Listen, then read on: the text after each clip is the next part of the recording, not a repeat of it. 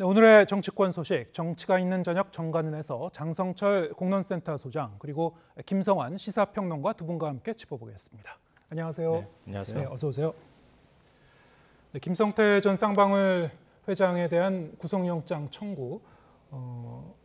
지금 좀 있으면은 이제 영장 발부 여부가 이제 발표가 될 것 같은데요. 네. 일단 뭐 본인이 영장실질심사 불출석했다고 하고 뭐 해외 도피까지 했었기 때문에 아마 발부될 가능성이 그렇죠. 좀 높다는 게 이제 지배적인 관측인 것 같고.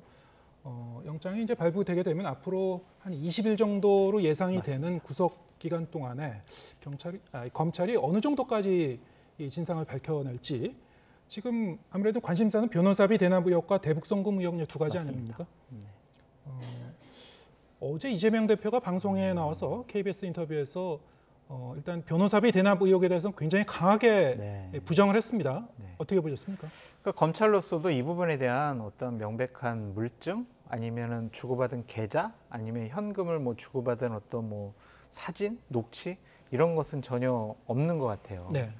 그냥 왜 쌍방울에 이재명 당시 뭐 당대표 후보 성남시장을 네. 변호하는 변호인들이 사회이사로 참여를 해서 네. 그래서 월급을 받아가느냐. 그리고 전환사채를 발행을 해서 그래서 대략 20억 정도를 불법적으로 자금을 조성해서 그거를 변호사비 대납해 준 거 아니냐 이런 의혹만 제기됐던 거죠. 명백한 증거는 없는 것 같습니다. 그렇기 때문에 김성태 전 회장에 대한 구속영장에도 변호사비 대납에 대한 부분은 좀 빠져 있는 것 같고 검찰에서는 대북 불법 자금을 송금한 것을 더 눈여겨볼 것 같아요. 네. 그거는 왜냐하면 분명히 계좌로 나와 있잖아요. 예. 그리고 이화영이라는 경기도 평화부지사가 그 일에 깊숙이 개입이 되어 있습니다. 그렇기 때문에 이 부분만큼은 김성태 회장이 만약에 검찰 조사에서 맞아요. 저기 이재명 당시 경기도지사가 이거 그냥 북한에 돈 좀 주라고 해가지고 쌍방울 통해서 이렇게 돈을 준 거다. 이런 식으로 만약 증언을 하게 되면 이재명 당대표로서는 상당히 곤혹스러운 입장에 빠질 수밖에 없다라고 이제 변호사분들이 많이 그런 얘기를 많이 하시더라고요. 그렇다면은 검찰로서는 일단은 변호사비 대납 문제도 중점 들여 수사를 하겠지만 일단은 대북 송금에 대해서 더 강한 압박을 가할 가능성도 있다. 또 왜냐하면은 이게 자칫 잘못하면 2003년도에 이제 김대중 대통령이 이제 김정일을 만났을 때 그 정상회담 뒷거래로 북한에 돈을 줬다. 이것 때문에 수사도 받고 처벌도 당하지 않았습니까? 그런 것처럼 2018년도에 있었던 문재인 대통령, 김정은의 정상회담 그 대가로 이재명 당대표가 쌍방울을 통해서 대북 송금을 한 것이 아니냐 이런 의혹까지 지금 국민의힘에서는 제기하고 있잖아요. 그렇다면 이게 자칫 잘못하면 문재인 정권까지도 이 대북 송금 갖고 수사할 수 있다, 조사할 수 있다 이런 식의 좀 생각과 판단을 하고 있는 것 같습니다. 네. 김성태 전 회장과 지금 얽혀 있는 이 두 가지 사건, 이재명 대표에게 어떻게 지금 수사가 진행될지 말씀하신 대로 오히려 대북 송금 쪽에 더 주목해봐야 된다. 이 얘기는 사실은 조응천 민주당 의원도 비슷한 얘기를 오늘 하긴 했습니다. 그쪽에서 좀 더 여러 가지 얘기가 나올 가능성이 있다. 어떻게 보고 계시죠? 글쎄요, 지금 뭐 대대적인 공안 수사를 하고 있는 상황이기 때문에 네. 어떤 게 튀어나올지는 아무도 예상하기는 어려울 것 같은데요. 방금 전에 말씀하셨던 건 매우 위험한 발언이었다 이렇게 생각해요. 그러니까 예를 들어서 문재인 정부에서 북한하고 남북 평화협력을 할 때 뒷거래를 했다 이렇게 지금 의심하고 있는 상황이라는 건데요. 그러니까 진짜 이건 상상력이 동원된 거 아닌가 이렇게 생각하고요. 만약에 그런 일이 있다 하더라도 예전 같은 경우에는 금강산 관광하고 그다음에 개성공단이 돌아가고 있는 상황이었잖아요. 이런 상황에서 간접적으로 북한 쪽으로 돈이 건네졌다 이렇게 얘기하면 또 모르겠는데 과거에 대북송금 수사까지 있었던 상황에서 이번에 쌍방울이라고 하는 정말 조그마한 회사를 통해서 뭔가 돈이 건네졌다고 상상하는 건 그거는 그냥 그렇게 믿고 싶어서 얘기를 하는 건지 진짜 근거가 있어서 얘기하는 건지 정말 의심스럽고요. 제가요? 아니요. 그러니까 국민의힘에서 그렇게 의혹 제기를 한다고 얘기하는데 그러니까 전하지도 않았으면 좋겠다. 장성철 소장을 위해서 하는 말입니다. 그렇게 했으면 좋겠고요. 일단은 저는 변호사비 대납 문제 그러니까 대북 송금과 관련돼 있는 문제는 이화영 전 부지사가 이미 구속된 상태이기도 하고요. 수사가 상당 부분 진행됐을 거라고 생각해요. 그건 어느 정도 다 자금 흐름까지 추적했을 거라고 보거든요. 검찰이 그동안에 그렇게 털고 있는데 아무것도 안 나왔다고 얘기하기도 쉽지 않은 상황일 것 같다 이렇게 생각하고요.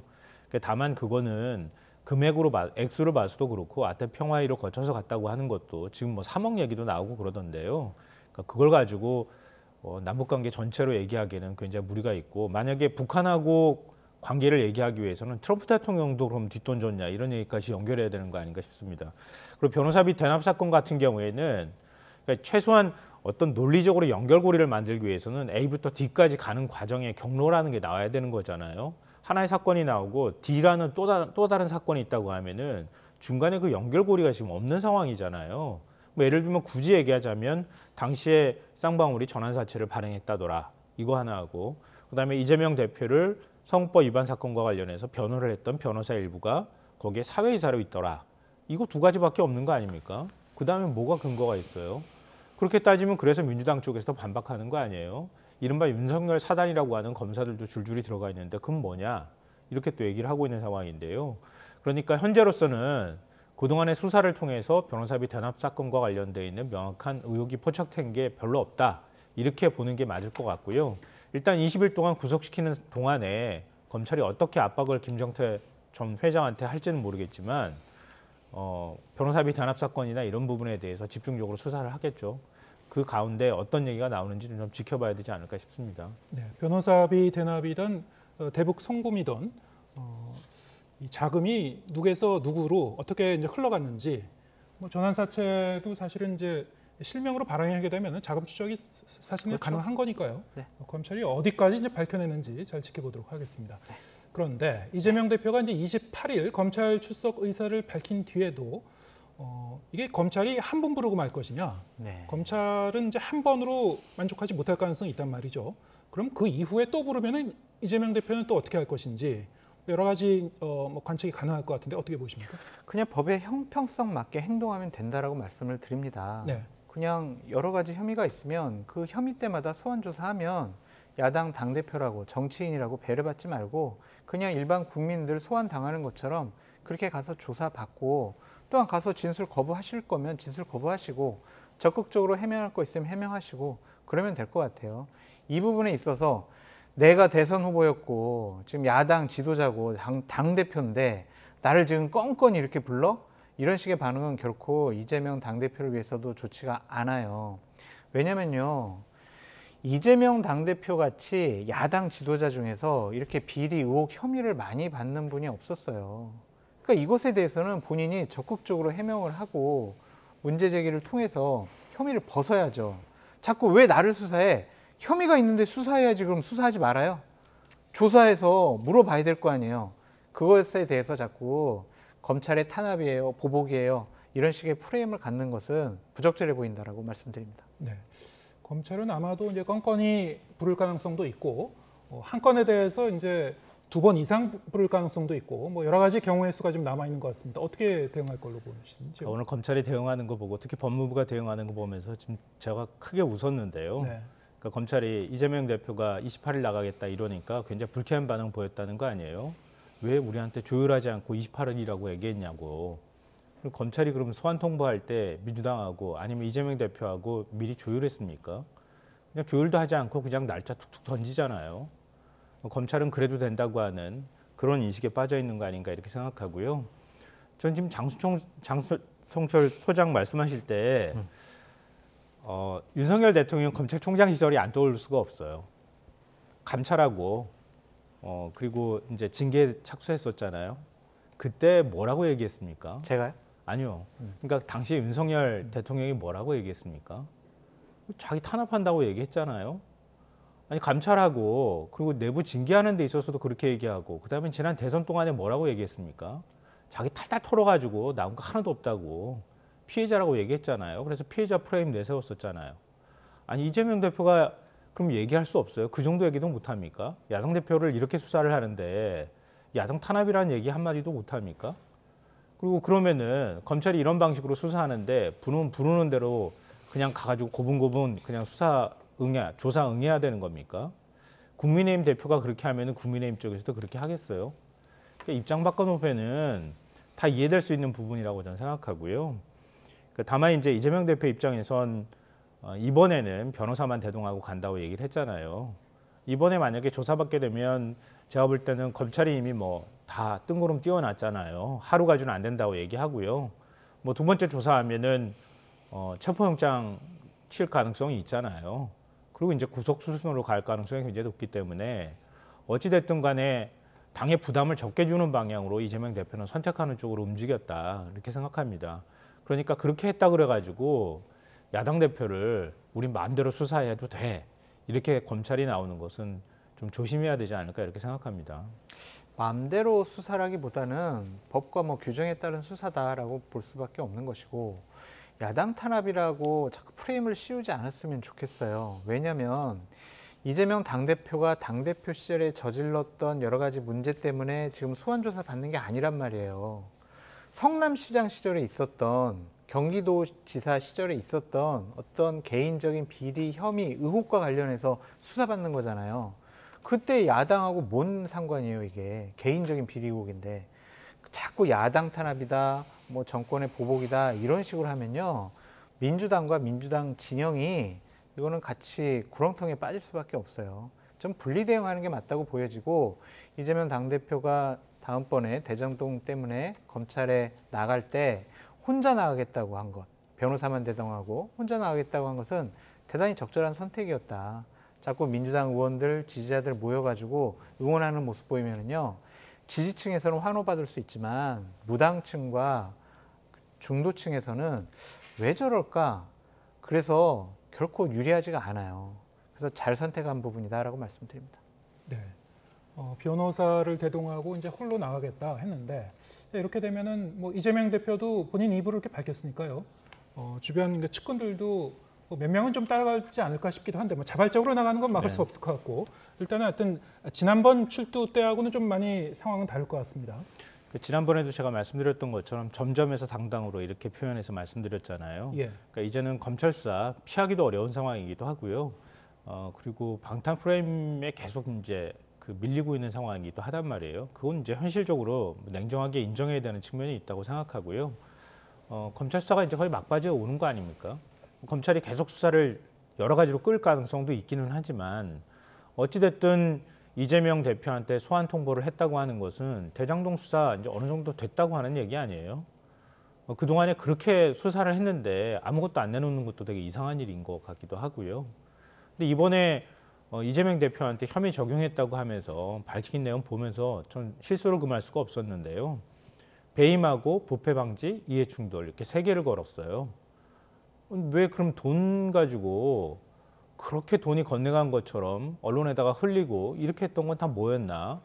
물론 수사 기법상 감춰놓으려고 그렇게 했다 이렇게 또 얘기할 수 있을지는 모르겠으나 과연 정말 돈이 이재명 대표한테 갔다고 자신할 수 있겠는가 이런 생각이 들고요. 이재명 대표도 얘기했던 것처럼 성남 FC 문제라든가 아니면 대장동 문제는 이미 다 사실은 공개된 것이나 다름이 없어요. 그러니까 측근한테 돈이 얼마나 갔는지는 나중에 뭐 재판을 통해서 확인해야 될 부분이지만 그건 법리상 해석상의 문제가 남아 있는 거 아닌가 이렇게 뭐 본인 스스로도 얘기하고 있고요. 변호사법 위반 같은 경우에는 뭐 그거는 없는 거라고 얘기를 하고 있는 거니까요. 예, 그러니까 없는 걸 조작한다는 거니까 그런 부분에 대해서는 뭐 이재명 대표도 어느 정도 당당히 소환 조사에 응해가지고 설명할 부분들이 충분히 있지 않을까 생각합니다. 네, 알겠습니다. 현재 나경원 전 의원은 장고에 들어간 것 같습니다. 네. 네.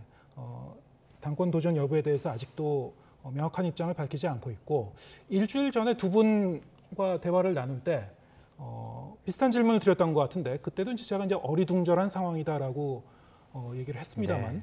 지금도 여전히 오리무중인 것 같습니다. 지금 상황 어떻게 보고 계신지요? 나경원 의원이 나가고 싶어하는 의지는 강하지만 결국에는 못 나가게 될 가능성이 좀 높지 않을까라는 생각이 듭니다. 왜냐하면 뭐 대통령실과 윤핵관들 그리고 당의 초선 의원들 또 어찌 보면 재선 의원들까지도 나경원 의원 당신 잘못했어 출마하지 마 대통령에게 사과해 지금 이러한 내용으로 나경원 의원에 대해서 상당한 수준으로 압박을 하고 있어요. 네. 그러한 압력을 뚫고 나경원 의원이 과연 출마할 수 있을까 그런 생각이 좀 듭니다. 왜냐하면 나경원 의원의 지난 정치적인 역정을 살펴보면 어떤 압력이 가해져 왔을 때 그것을 강한 권력 의지를 갖고 뚫고 나가서 본인이 원하는 것을 쟁취하는 그런 정치 스타일이었느냐? 네. 그렇지가 않다. 그리고 만약 지금 집권 세력, 권력을 갖고 있는 사람들이 출마하지 말아라. 우리는 이미 당대표로 김기현을 밀기로 했다라고 암묵적으로 동질화가 되어 있는 현 상황에서 본인이 나가게 되면요. 외톨이가 될 수 있을 것 같아요. 지금도 고립무원 상황이지만 더욱더 앞으로 국민의힘이라는 보수정당 플랫폼에서 정치를 못할 수도 있는 상황까지도 내몰릴 수 있다. 어떻게? 다른 형식의 압박을 통해서. 나경원 의원은 이러이러한 문제가 있는 사람이야. 비도덕하고 부도덕적인 사람이야. 라는 굴레가 씌워질 수도 있을 것 같아요. 그래서 나경원 의원으로서는 잃을 게 많기 때문에 못 나가게 될 가능성이 많아 보인다라고 전망해 봅니다. 네. 잃을 게 많기 때문에 결국에는 출마하지 못할 것이다. 예, 어떻게 보십니까? 이미 지난주에도 예측을 했고요. 네. 지금도 이제 국민의힘 상황을 정확하게 설명을 해주셨으니까 제가 특별히 더 보탤 건 없는데요. 나경원 전 의원한테도 검찰이 수사할지 모르겠다는 생각이 좀 들고요. 윤석열 대통령이 지금 외국에 나가서 국제협력과 자유 그리고 연대의 필요성을 얘기했잖아요. 협력의 필요성을 얘기했는데 지금 정치에서도 그렇게 했으면 좋겠어요. 근데 지금 당내에서 이른바 패권주의가 등장했다는 얘기 하잖아요. 그러니까 자신이 원하지 않는 당대표 선출될 것 같으면 못 나오게 압력 넣고 이른바 초선들 줄 세우게 하고 지금 그렇게 하고 있는 거 아닙니까? 지금 밖에 나가서 얘기하는 것과 안에서 대통령의 모습이 좀 일치했으면 좋겠어요. 이렇게 해버리면요. 그러니까 국민의힘 내부에는 더 이상 윤석열 대통령한테 쓴소리 할 사람은 없을 거예요. 그러니까 감히 쓴소리하면 결국 이제 공천 못 받게 될 거라고 하는 위기감이 돌 거거든요. 이렇게 되면 대통령실이 곧 국민의힘이 될 거예요. 그럼 앞으로 이제 1년 동안, 1년 좀 남은 기간이죠. 총선까지 가는 기간 동안에 국민의힘은 그런 체제로 갈 수밖에 없다. 그리고 공천도 그런 방식으로밖에 안 될 것이다. 이렇게 생각하거든요. 과연 민의를 얼마나 반영하는 공천이 이루어질 수 있겠느냐.